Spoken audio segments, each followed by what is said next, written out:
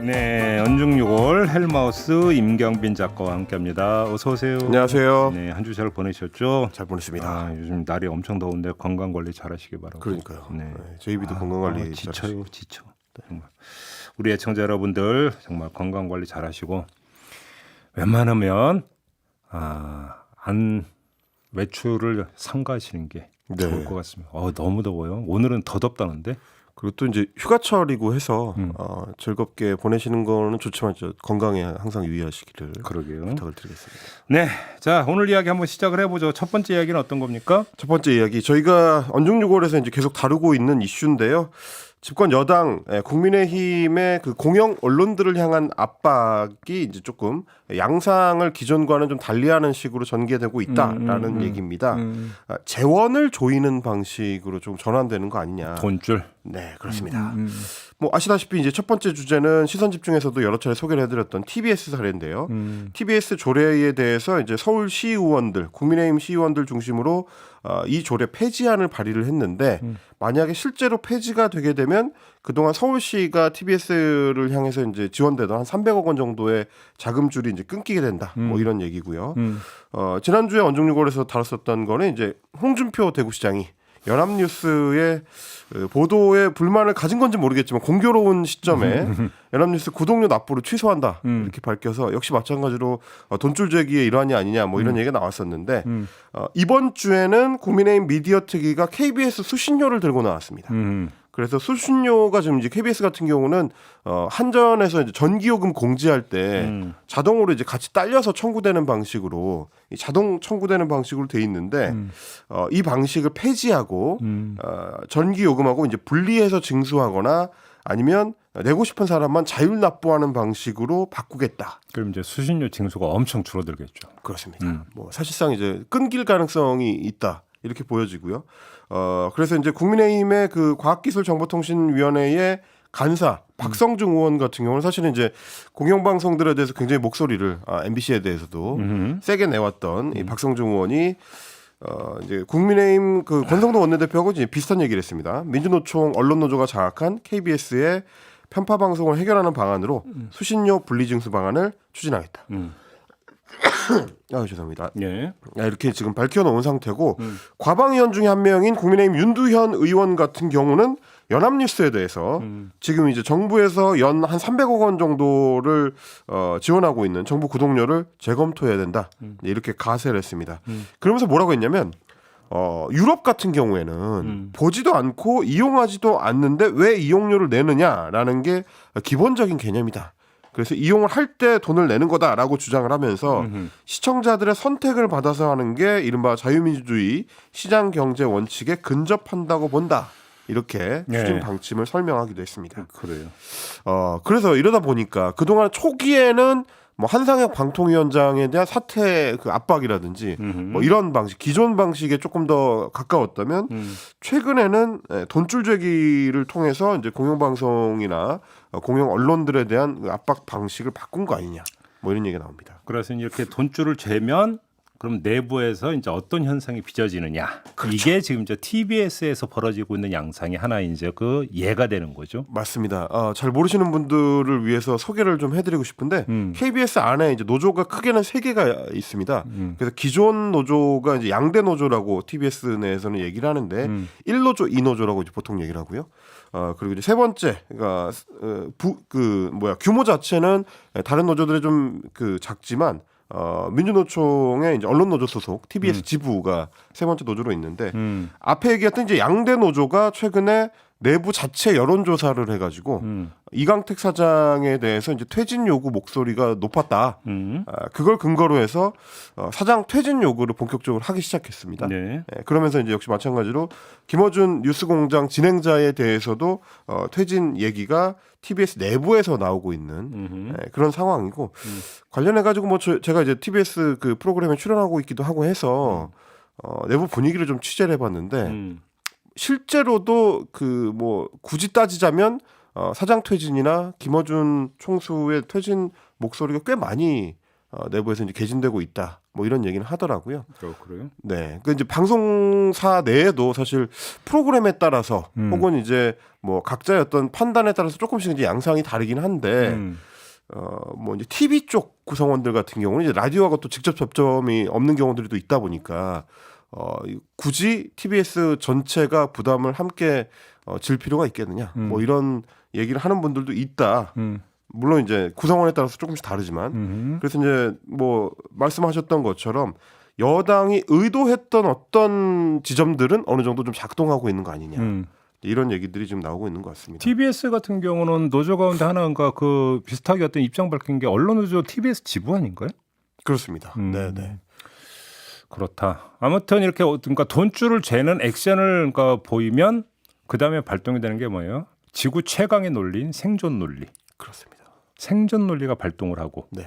생존 논리가 발동이 되면서 내부에서 견제와 균열이 발생을 하고 그렇습니다. 그러면 그 결과로 최고 경영진 교체로 이어지고 맞습니다. 최고 경영진이 교체가 되어버리면 새 경영진이 와서 인사권을 행사를 하고 네. 그러면 편성 부문 책임자를 바꾸고 그렇죠. 편성 부문 책임자를 바꾸면 편성 차원에서 진행자를 바꾸고 그렇죠. 딱 수순이 딱 이렇게 되는 거 아니에요? 그렇게 되는 겁니다. 왜냐하면 이제 지금 당장 뭐 이강택 사장이 설사 김어준 총수의 이제 교체를 원한다고 하더라도 만약에 그렇게 하려고 하면 그거는 편집권 침해가 되거든요. 근데 그 자체로 이제 법 위반 사항이 될 수 있기 때문에 사실은 지금 말씀하신 것처럼 수순에 의해서 작동이 돼야지만 이게 결국 궁극적인 그 어떤 변화를 추동할 수 있는 거라서 당장 그거 하나만으로 이제 효과를 보기보다는 어떻게 보면 중장기적으로는 국민의힘에서 지금 하려고 하는 이 방향이 더 실제적일 수 있다라는 얘기도 나오는 겁니다. 근데 이제 왜냐하면 TBS 같은 경우는 또 이제 KBS나 MBC랑도 약간 다른 것이 TBS는 원래 이제 서울시 산하의 공무원 조직이었다가 지방 공무원으로 이제 다들 소속이 그렇게 돼 있다가 미디어 재단으로 이제 분리 독립을 하면서 소속이라든지 이제 어떤 그 직급 체계라든지 이런 것도 약간 변화가 있었습니다. 사실 그 과정에서도 내부의 그 변화 자체를 반기지 않는 또 이제 구성원들이 좀 있었기 때문에 이걸 계기로 그 불만까지 좀 같이 나오는 것이다. 뭐 이런 분석도 가능할 것 방송법 문제가 있을 거예요. 예를 들어서 그러니까 방송법 위반으로 그러니까 사법 처리를 받은 케이스도 나왔잖아요. 이정현 전 의원. 그렇죠. 그러니까 박근혜 정부 때 그때 홍보수석 할 때인가요? 뭐 해가지고 이제 보도에 이제 관여하는 이런 일 때문에 방송법 위반으로 유죄 판결을 받은 적이 아마 있었던 걸로 이제 제가 이제 기억을 하고 있는데. 그렇습니다. 그래서 이제 구체적인 편성 내용에 대해서 이래라 저래라 이야기가 나와버리는 순간에는 방송법 위반 또 논란이 불거질 수가 있기 때문에 그런 의미에서도 결국은 우회로를 그러니까 택하는 일종의 EJ라고 해야 될까요? 이렇게 좀 봐야 되는 건데 이렇게 놓고 본다면 결국은 포인트는 어디에 있느냐? 밖에서 때리면 안에서 내응하는 세력이 얼마나 있느냐. 그렇죠. 결국은 이거잖아요. 그래서 제가 이제 TBS 사례하고 KBS 사례를 좀 비교를 해보고 싶었던 건데 TBS 같은 경우는 실제로 내응하는 세력이 좀 있다, 꽤 있다, 뭐 이런 얘기인데 KBS는 오히려 반대 효과가 지금 나오고 있습니다. KBS에 대해서 수신료 분리 징수를 얘기를 했더니 KBS 내에 민주노총 언론노조 조합원들은 뭐 당연히 반대를 하고요. 심지어 그 동안에는 계속해서 이제 국민의힘 쪽과 보조를 좀 맞춰왔던 이 보수 성향으로 평가되는 KBS 노동조합, KBS 노동조합 같은 경우가 이제 소수 노조입니다. KBS 노동조합조차도 공식적으로 비판을 하고 나섰습니다. 그래서 KBS 노조에서 얘기하는 건 뭐냐면 핵심을 짚지 못하고 있다.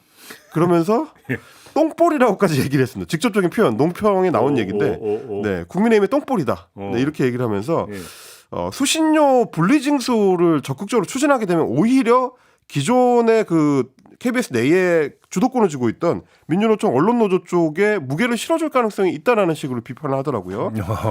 그러면서 조목조목 분리징수 지금 추진 논리가 왜 안 맞는지를 비판을 했는데 일단 앞서서 얘기했던 유럽은 다 그렇게 한다. 라고 이야기했던 부분에 대해서 직접적으로 비판을 했습니다. 그러니까 유럽하고 우리는 방송 환경이나 수신료 징수 환경 같은 게 애초에 좀 다르다. 우리보다 이 유럽 같은 경우가 수신료의 액수 자체가 훨씬 많고 뭐 알려져 있다시피 BBC 같은 경우는 연간 수신료가 한 25만 원 정도 되고요.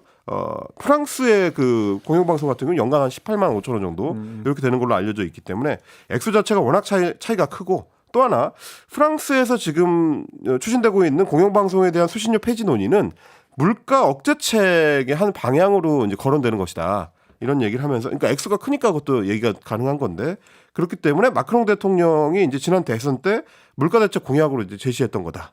이런 얘기를 하고 있고 BBC 같은 경우 영국 BBC 같은 경우는 본격화되고 있지 않다라고 반박을 했습니다. 지금 나딘 도리스 문화부 장관 지금은 이제 뭐 사퇴를 했습니다만 이 문화부 장관이 지난 1월에 트위터를 통해서 문제 제기를 했을 뿐이지 정부 차원에서 이걸 본격 추진하겠다라고 구체적인 방침을 세운 건 아니다. 그리고 이제 이 BBC 같은 경우도 보리스 존슨 총리를 낙마시킨 일명 이제 그 파티게이트 문을 열어젖혔던 것 때문에 미운 털을 박혀서 일종의 정치적 탄압을 받는 경향이 있는 것이다. 이렇게 좀 비판을 했습니다. 알겠습니다. 아무튼 근데 제가 전에 한번 언중요골 시간에 그 말씀을 드렸던 것 같은데 보수 정권이 그 언론 특히 방송을 접근해 들어가는 패턴이 있다. 네. 판을 바꾸려고 한다. 그렇죠. 노태우 정부는 제1차 방송구조 개편이라는 걸 통해서 SBS를 만들어냈고 김영삼 정권은 지역 민방과 케이블 TV를 만들어갖고 또 판을 흔들어 버렸고 그렇죠. 이명박 정부는 미디어법을 만들어가지고 종편을 만들어냈고 이렇게 해서 판을 흔들므로써 방송 시장 질서를 다 뒤흔들어 버리는 이런 접근법을 택했다라고 네. 말씀드린 적이 있었어요. 사실은 지금 나오고 있는 돈줄 제기도 그 차원에서 얼마든지 조망이 가능한 부분이거든요. 돈줄을 잰다라고 하는 것은 가장 기본적으로 시장 질서 부분들을 다시 흔든다라고 하는 큰 틀에서 또 이제 조망이 가능한 부분이니까 이렇게 되어버리면 어떻게 되냐면 그 결과가 언론 역사가 이제 보증하는 게 내부 동요와 균열이 발생을 해요. 그렇습니다. 그래 왔다라는 것이죠. 그래서 이제 KBS 같은 경우는 좀 더 지켜볼 부분은 좀 있겠습니다만 그렇게 되어버림으로써 뭐 그러니까 방송사 안에서 뭐라고 할까요? 자중질환이라고 할까요? 이런 그렇죠. 것들이 이제 발생하는 이런 현상들이 빚어지고 생존 논리가 그러니까 최고로 올라가거든요. 이런 현상이 좀 나타나는 부분이 있었죠. 이제 그런 어떤 우회적인 방법을 선택하는 거에 대해서 제가 이제 어제 문방위 소속의 한 국회의원한테 좀 취재를 해봤는데 그런 얘기를 하기도 하더라고요. 그러니까 직접적으로는 사실 방법이 없기 때문에 그 방법을 선택하는 걸 수도 있다라는 분석을 하는 게 지금 이제 공식적으로 국민의힘에서 얘기하는 거는 공영방송의 지배구조를 개선해야 된다라는 얘기가 섞여 있긴 하지만 실질적으로는 지금 방송통신위원회의 그 국회 방문위원회의 위원장을 과방위원회 위원장을 민주당에서 가져갔기 때문에 지배구조 개선을 시도하는 과정에서 원하는 방향으로 이제 법안이 만들어지지 않을 가능성이 높기 때문에 사실은 명목상으로는 지배구조 개선을 얘기하지만 실제적으로는 재원을조에서 흔드는 쪽이 더 유리하다라는 판단했을 가능성 뭐 이런 것들도 이제 여도 내에서는 좀 나오는 얘기 같습니다. 그러니까 이제 실질적으로 동원할 방법이 없다는 게 아까 말씀드린 방송법 때문에 아마 그런 그렇습니다. 것이고요. 그래서 먼 데를 침으로써 가까운 부분을 조여 들어가는 이런 부분이라고 좀 봐야 될 것 같습니다. MBC 얘기가 없네요.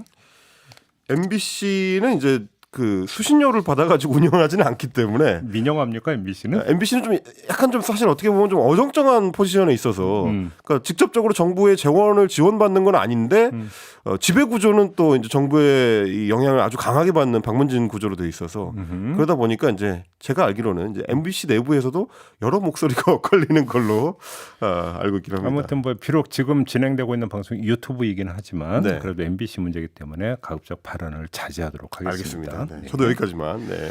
자, 두 번째 얘기로 넘어가죠. 자, 이번 주를 흔들었던 특종 하나만 꼽아라 하면 사진 한 장. 뭐 텔레그램 이죠. 대화죠. 네, 텔레그램 사진 한 장. 소위 이제 내부 총질 당대표 문자 사건인데 이 사진을 찍은 사람이 이제 동아일보의 이 사진 기자 원대현 사진 기자입니다. 네. 기사가 나갈 때 이제 바이라인에는 국회 사진 기자단이라고 해서 나가긴 했는데 이거는 사실 원대현 기자가 이 사진을 찍었던 시점에 국회 풀 기자단의 대표로 이 본회의장에 취재를 들어가 있었기 때문에 그래서 들어가 있었던 건데 실제로는 이제 원대현 기자에 대해서 뭐 PD저널이라든지 뭐 기자협회라든지 이런 데서 취재를 해가지고 관련 맥락들을 보도를 했더라고요. 좀 재밌는 포인트들이 있어서 몇 가지 좀 가져와 봤는데 일단 이제 사진이 찍힌 시점 오후 4시 20분쯤인데 풀 기자단이라는 게 이제 계속 이제 교대로 돌아가기 때문에 본인의 교대 시간이 거의 다 된 시간이었다고 해요. 5시쯤 이제 교대를 하는데 그러다 보니까 뭐라도 좀 하나 건져야 되겠다. 라는 생각이 기자들은 다 똑같은 생각이거든요. 그럼요. 왜냐하면 이제 본회의장이라는 그 취재 대상이 풍경이 변하는 데가 아니잖아요. 사람은 변하는데 어차피 단상에 국회의원 한 명 서 있고 대정부 질문한다고 장관 한 명 불러내고 이런 상황이라서 큰 소리가 나오지 않는 이상은 그림이 바뀌지 않으니까 사진 기자 입장에서는 다소 조바심이 나서 그럴 때면 이제 사진 기자들이 택하는 것 중에 하나가 당 대표나 뭐 당 대표급의 인물들의 이 휴대폰을 들여다보는 이런 겁니다. 그래서 그날 원대영 기자도 국민의힘의 직무대행인 권성동 원내대표 쪽으로 이제 카메라를 돌렸는데 처음에는 권대행이 이제 의원석에 앉아가지고 동료 의원들하고 이제 대화를 하다가 갑자기 자기의 휴대폰을 꺼내가지고 이 휴대전화를 의원석 밑에 서랍에 집어넣고 그러니까 이제 아예 이게 내놓고 이제 꺼내서 이제 한 건 아니고 근데 서랍에 집어넣은 상태에서 치고 있는 걸 보고 줌을 쫙 당겨가지고 셔터를 그냥 무작정 누른 거죠. 연속 촬영으로 이제 한 2, 3초 정도 눌렀다고 하는데 그렇게 하고 나서 나중에 망원 렌즈를 이제 찍은 거니까 내용은 안 보였는데 찍고 나서 삭진 확대를 해보니까 이 문제의 그렇습니다. 이제 이런 내용들이 들어 있었던 거죠. 내부 총질 당대표 이런 것들이 들어 있었던 거죠. 그래서 본인도 깜짝 놀랐다. 내가 이걸 내보냈을 때 감당할 수 있을까라는 생각이 순간적으로 들었을 정도로 놀랐다라는 뒷얘기들이 있었는데 이런 뒷얘기들이 이제 같이 더해지다 보니까 이제 권성동 원내대표나 대통령실에서 하고 있는 지금의 이제 그 반대 논리 이거 사생활이다. 개인 프라이버시다. 보호받아야 된다. 이거는 바람직하지 않고 유감스럽다. 이게 이제 권성동 원내대표나 대통령실에서 내놓고 있는 입장인데 그래서 개인의 휴대전화의 내밀한 부분이라고 할 수 있는 주고받는 문자 내용을 사진으로 촬영해서 공공에 공개하는 게 이게 단순히 이제 취재로만 끝날 수 있는 문제냐 혹은 사생활 침해 측면이 있는 것이냐 이런 논란이 가능하지 않을까 싶어서 좀 가져와 봤습니다. 물론 우리 이제 JB타임즈에서는 어제도 이제 강조를 하셨다시피 최고로 공적 인물인 대통령과 그 다음 정도 공적 인물이라고 할 수 있는 이제 원내대표, 이제 여당 대표 사이에 그리고 역시 공적 사안이라고 할 수 있는 여당 대표의 거취와 관련된 사안, 혹은 뭐 대정부 질문, 국회 대정부 질문과 관련된 사안, 그러니까 공적인 인물 둘이 공적 사안에 대해서 대화를 나눴으니까 이거를 뭐 온전히 이제 사생활이다라고 보기는 어렵습니다만 이번 사안 같은 경우는 그런데 그 동안에도 많은 국회의원들이 소위 말하는 이 망원 렌즈에 의해서 발각된 여러 사건들이 있었기 때문에 사례 엄청 많아요.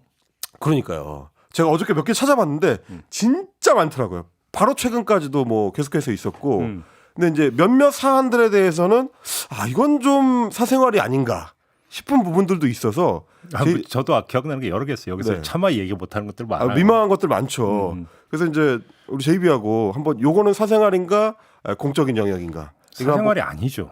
사생활이 아니다. 아니죠. 전부 아니다. 그러니까 제가 하나의 비교를 네. 드릴게요. 얼마 안 된 얘기인데 그때 한 정당 비공개 최고위원회 몰래 녹음 논란이 엄청 불거졌던 거 혹시 기억나세요? 맞습니다. 네, 한 있었죠. 방송사 네. 기자가 몰래 녹음을 했다고 해서 그러니까 난리가 났었던 거 기억나요? 녹음용 마이크를 두고 나왔다가 이제 그게 논란이 된 적이 있었죠. 그렇죠. 그런데 국회 본회의장에서 이거 찍었다고 해서 논란 된 거 보신 적 있으세요? 지금까지는 거의 없었던 것 같아요. 없어요. 네. 자 여기서 그러면 형식적으로 이게 기준에 부합되느냐 아니냐 따질 거 없이 맥락을 보면 돼요. 아까 조금 얘기했잖아요. 그러니까 본회의장에서 몰래 핸드폰으로 뭐 원조 교재 본 의원도 있었고 뭐 별별 거 다 있었어요. 네. 그게 쭉 했는데 그걸 제지한 적이 있냐고요. 국회 차원에서 내지 의원 차원에서 없어요. 네. 그러면 국회 본회의장 뒤에 이제 2층에 그 자리가 있고 거기에 사진 기자들인가 딱 대기하고 있고 카메라 놓고 있는 거 다 알잖아요. 그렇죠. 그러니까 쉽게 하면 도찰도 아니잖아요. 그렇죠. 네. 항상 그 카메라가 돌아가고 있다는 것을 의원들이 다 숙지하고 있는 사안이에요. 근데 이것이 어떻게 프라이버시 영역에 들어가고 이게 도찰이 될 수가 있습니까? 그렇게 되어버리면. 물론 이제 알고는 있는데. 쉽게 하면 여기에는 뭐냐면 네. 묵계라는 게 있잖아요. 묵계. 묵시적으로 그렇죠. 동의했다. 예. 아니 그것이 그러니까 이것이 국회 그 기자들의 일상적인 취재 행위에 들어간다라고 하는 거에 대해서 묵인 내지 합의가 있었기 때문에 그게 계속 되어 왔던 거잖아요. 네. 근데 그걸 가지고 지금 와서 왜 그걸 문제 삼느냐고요. 그러니까 문제는 걸린 사람이 문제인 거지. 찍은 사람은 문제가 아니고. 찍은 사람이 왜 문제냐고요. 그게. 걸린 사람이 문제다. 안 걸렸어요.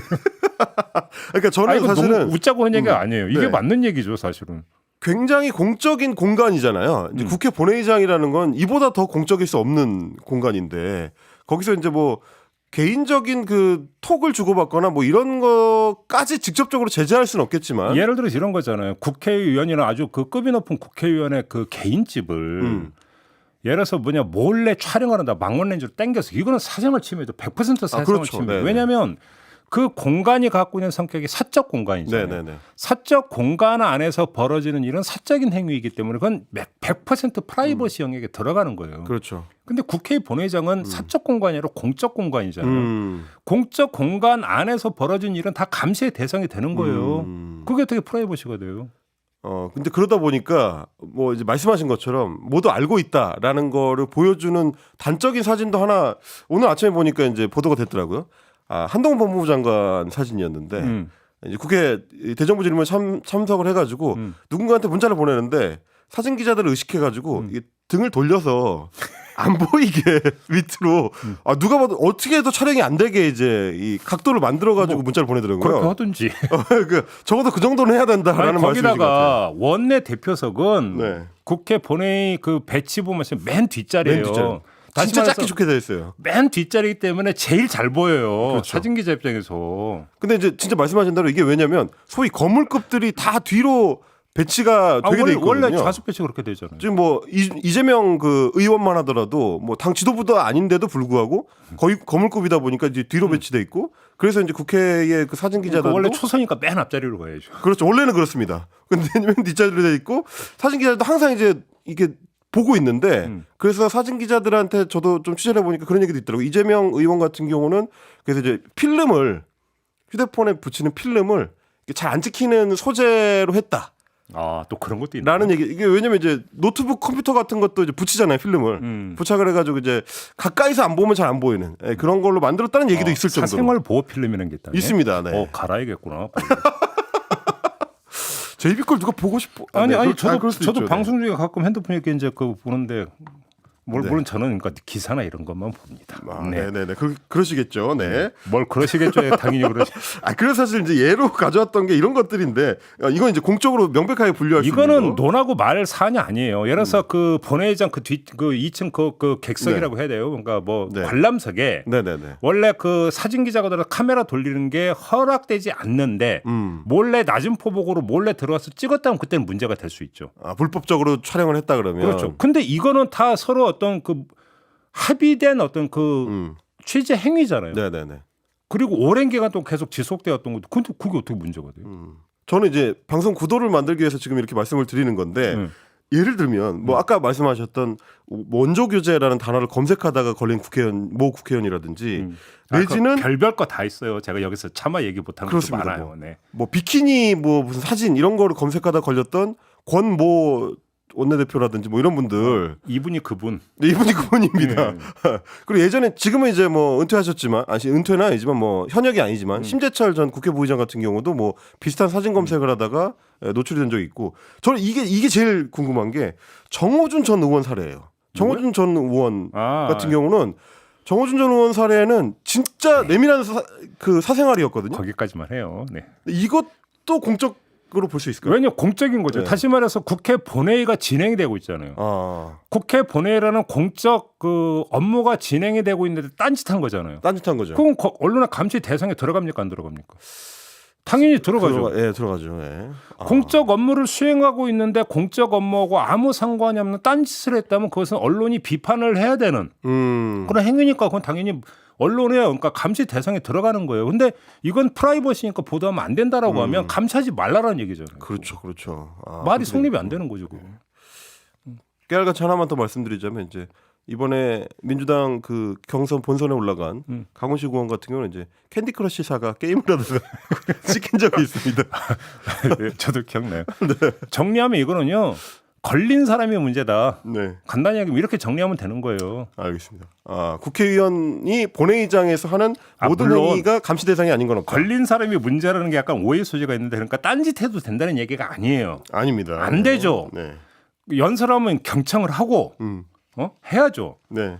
딴짓해도 된다가 아니라 딴짓하다가 걸렸으면 본인이 그거에 대해서 겸허한 마음으로 송구스럽다고 사과를 해야 되는 거지. 제가 그렇죠. 국민의 혈세로 세비 받아 먹으면서 국회 활동을 하고 있는데 딴짓해서 죄송합니다라고 해야 되는 거죠. 그렇죠. 그렇죠. 네. 거기다가 이제 여기서 딴짓이라고 하는 것은 아무 상관이 없는 이상한 것들 얘기하는 거고 텔레그램 대화 같은 경우는 공적인 대화적 내용이잖아요. 심지어 내용이 공적이고. 더 얘기할 게 뭐 있어요 거기에 대해서. 알겠습니다. 제가 이제 뭐 이렇게 마무리. 네. 말씀하실 수 있는 기회를 드리기 위해서 이런 포지션을 취한 그러니까 거라는 거. 저도 권성도 원내대표 프라이버시 얘기를 해요. 저기 뭔 소리야. 알겠습니다. 네, 마지막으로 넘어가죠. 마지막 이슈는 이제 국민의힘 안보 TF가 이제 이번 주 대정부 질문에서 이제 문제 제기를 했던 이 탈북 어민 북송 과정에서 유엔 사령부에 제대로 보고가 이루어지지 않은 거 아니냐 이제 이런 의혹 제기 관련된 보도들이었습니다.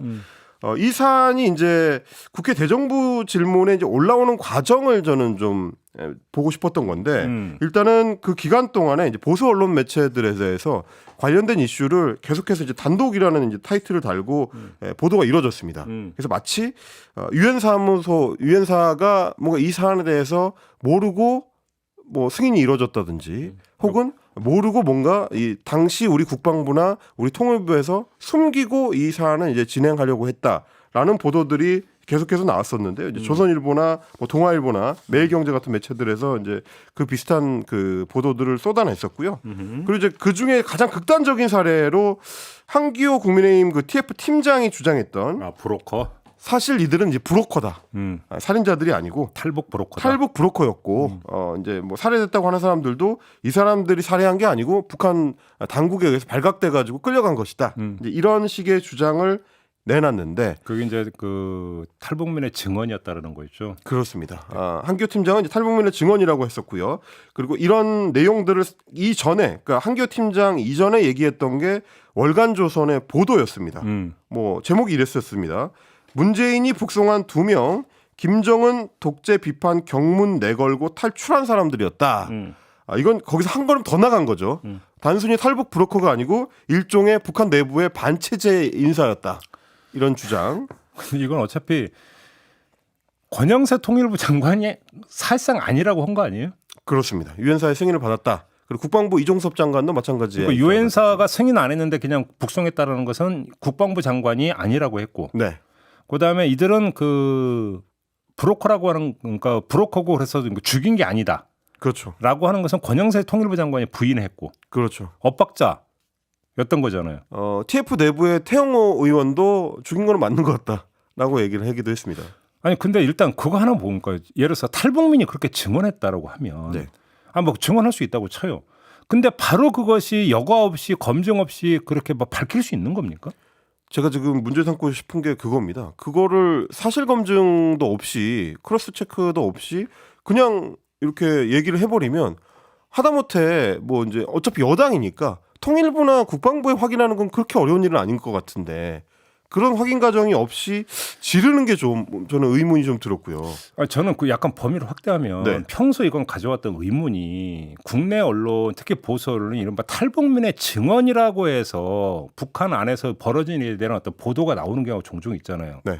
근데 그 가운데 북한 권력 심층부와 관련된 이야기도 꽤 나와요. 그렇죠. 근데 저는 그걸 보면서부터 이해가 안 되는 게 우리 헬마가 네. 외국 언론에 네. 지금 대통령실에서 이런 일이 벌어지고 있다고 증언을 하면 외국 언론이 보도해 줍니까? 그럴 리가 있겠습니까? 그러면 그러겠죠. 뭘 한다고? 네. 이렇게 될 거 아니에요. 그렇죠. 아니 거기다가 그 우리 언론은 북한이 가장 그 최강의 정보 통제 사회라고 다들 그렇게 보도하잖아요. 네. 최강의 정보 통제 사회에서 특히나 권력 핵심부에서 벌어지는 일을 탈북민이 어떻게 합니까? 그렇죠. 그걸 어떻게 한다고 그걸 인용 보도를 해요? 그 반대로 뒤집어서 얘기하면 이 북송 사건 관련해서는 국방부의 SI 첩보 등의 내용에 대해서는 신뢰하지 않으면서 탈북민의 증언에 대해서는 깊이 신뢰한다. 이런 좀 모순적인 상황이 될 수도 있는 거고요. 여러 가지 측면에서 잘 이해가 안 가고. 아니 이번 거 같은 경우는 이런 거잖아요. 이제 김책 씨였다는 거잖아요. 네. 김책 씨의 얘기가 많이 돌았다. 이 얘기던데. 그렇죠. 근데 그게 예를 들어서 저는 이해가 안 되는 부분이 이른바 그 살해하고 내려오는 과정에서 며칠 안 걸렸거든요. 그게 그 순간에 김책 씨에 쫙 퍼지고 그래서 그 뒤에 그것이 탈북민 귀에까지 들어가서 다시 또 그러니까 제보가 들어갈 수 있는 겁니까? 그러니까요. 정보 통제 사회 맞습니까? 그러니까 이게 소문 사회의 인셈이 되는 건데 그렇게 치면 아니 물론 카더라가 있을 수는 있다고 네. 생각해요. 그러니까 정보가 통제가 되면 될수록 카더라는 더 성하게 돼 있죠. 그런데 카더라라고 하는 것은 카더라이기 때문에 검증을 해야 되잖아요. 그렇죠. 공당이라고 네. 한다면. 근데 그냥 그렇게 이런 증언도 있었다라고 얘기할 수 있는 거냐 그럼. 그런 게 사실 이제 문제인 것 같고 월간조선의 보도가 이제 7월 9일에 올해 7월 9일에 나온 건데요.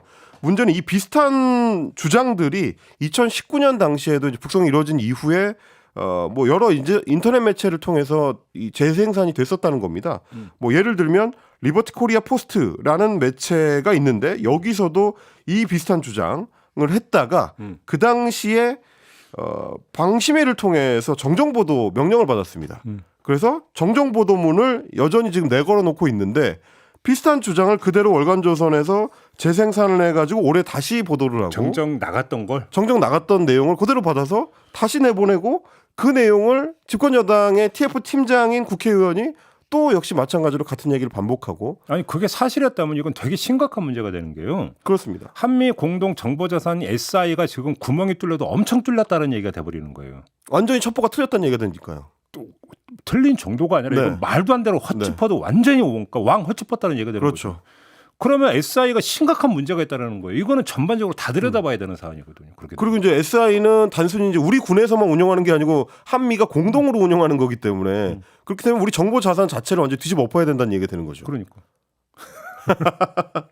설마 그럴 리가 있겠느냐라는 생각을 왜 집권 여당 국회의원이 할 수 없는지 저는 사실 그게 제일 잘 이해가 안 돼요. 한교호 의원 같은 경우는 장성 출신 아닙니까? 군 장성 출신입니다. 그러니까요. 뭐 이런 여러 가지 측면들. 그러니까 이게 좀 악순환의 티키타카라고 저는 얘기를 하고 싶은 건데 이제 보수 매체에서 뭔가 이제 팩트 체크가 확실하게 된 내용을 보도를 해야지만 악순환을 끊을 수가 있는데 팩트 체크가 명확하지 않은 상태에서 일단 보도를 하고 그 내용을 국회의원들이 그대로 받아서 국회 본회의장에서 질의를 하는데 사용을 하고 그러다 보니까 확인이 안 된 상태에서 정부 여당이 서로 엇박자를 내고 그러니까 정부 여당에 대한 신뢰도가 떨어지고 그렇죠. 이런 악순환을 좀 끊어내려면 일단 언론 매체부터 좀 명확한 팩트 체크를 하는 거를 기본으로 이걸 얘기를 해야 하는 건지는 모르겠습니다만 이건 기본일 수도 있지만 이런 거잖아요. 그러니까 그러니까 그 기자가 취재를 하다 보면 별별 그러니까 첩보 네. 별별 첩보를 다 듣게 되는 건데 네. 딱 듣는 순간에 잘 걸렸다 이런 경우가 있죠. 네. 드디어 걸렸다 뭐 이런 네. 거 있잖아요. 뭐냐 보고 싶은 거가 딱 올 때, 아 그렇죠. 네. 그죠? 보고 싶은 거가 딱 왔을 때, 음. 귀에 꽂혔을 때 사실이라고 단정해 버리는 여기서부터 시작이 되는 부분들도 있지 않을까요? 그렇습니다. 이게 근데 꼭 기자만이 아니라 의원도 마찬가지겠죠. 그렇게 놓고 보면 네. 여기서 그러니까 문제가 발생을 하는 거죠. 사실 어찌 본다면 이치는 참 간단한 것 같아요. 그런 거 아닌가요? 제가 사실 이제 그 JTBC에서 팩트 체크 프로그램을 할 때도 뭐 비슷한 얘기들을 많이 했었는데 정말 내가 딱 그대로 내보내기만 하면 될 것 같은 소스가 나왔을 때 오히려 의심해야 된다라는 게 그런 맥락이었거든요. 그거는 너무 그럴듯한 얘기일 경우에는 누군가가 손을 댔을 가능성이 이제 그 상당히 많기 때문에 맞춤형인 게 그렇습니다. 그럼 오염된 정보일 가능성이 많기 때문에 그 경우에는 오히려 이제 한 번 더 되묻고 크로스 검증을 하는 이 노력이 더 필요하다. 뭐 이런 생각을 좀 해봤습니다. 그러니까요. 그러니까 결국은 어찌 본다면 기본 체크의 문제일 수도 있고 기본 접근법의 문제일 수도 태도의 문제일 수도 있다. 이렇게 봐야 될 것 같아요. 진영 논리가 사실을 앞서게 되면 오보로 이어진다. 그런 말씀. 멋있는 말로 마무리를 하도록 하겠습니다. 자, 이렇게 마무리할까요? 헬마우스의 임경비 작가 수고하셨고요. 저도 함께 물러가겠습니다. 고맙습니다. 고맙습니다.